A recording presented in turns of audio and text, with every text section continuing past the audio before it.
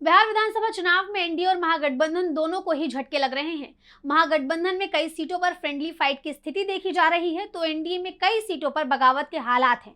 20 अक्टूबर को पहले चरण में नामांकन वापसी की आखिरी तारीख है। ऐसे में कुछ ही देर में तस्वीर साफ हो जाएगी। तो क्या है चुनाव में दोनों गठबंधन का हाल, देखिए रिपोर्ट। बिहार विधानसभा चुनाव में इस बार एनडीए और महागठबंधन दोनों में ही सब कुछ ठीक नहीं दिख रहा है। एक तरफ सीट बंटवारे के बाद एनडीए में बगावत के हालात बने हुए हैं। बीजेपी और जेडीयू में ही 50 से ज्यादा सीटों पर पार्टी के बागी उम्मीदवार चुनाव मैदान में कूद पड़े हैं।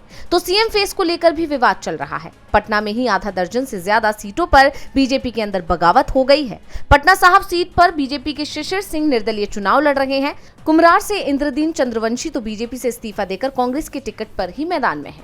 पटना की ही विक्रम सीट से अनिल सिंह भी बीजेपी छोड़ कांग्रेस के उम्मीदवार बन गए हैं। तो दीघा से बिट्टू सिंह बीजेपी छोड़कर अब जनसुराज के उम्मीदवार हैं। जेडीयू की सीटों पर भी यही हाल दिख रहा है। जेडीयू में नाराजगी अमित शाह के बयान को लेकर भी दिखाई दे रही है। शाह ने नीतीश को सीएम उम्मीदवार नहीं माना तो जेडीयू के प्रवक्ता नीरज कुमार ने तीखी प्रतिक्रिया दी है। उन्होंने कहा कि नीतीश कुमार एनडीए के सर्वसम्मत नेता हैं। वो एनडीए के प्रचार अभियान का नेतृत्व कर रहे हैं। नीतीश सीएम हैं और वो ही सीएम रहेंगे। वैसे विवाद महागठबंधन में भी कम नहीं है। महागठबंधन में तो सीट बंटवारे का पेच ही पूरी तरह से नहीं सुलझ पाया है।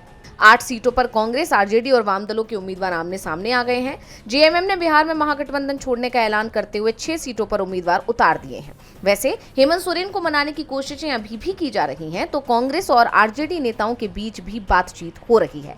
20 अक्टूबर को नाम वापसी की आखिरी तारीख है और उम्मीद है कि तब तक कोई समझौता हो जाएगा। ऐसे में सभी की नजरें बिहार में राहुल गांधी और तेजस्वी यादव की संयुक्त रैलियों पर भी टिकी हुई हैं। डीवी लाइव की रिपोर्ट।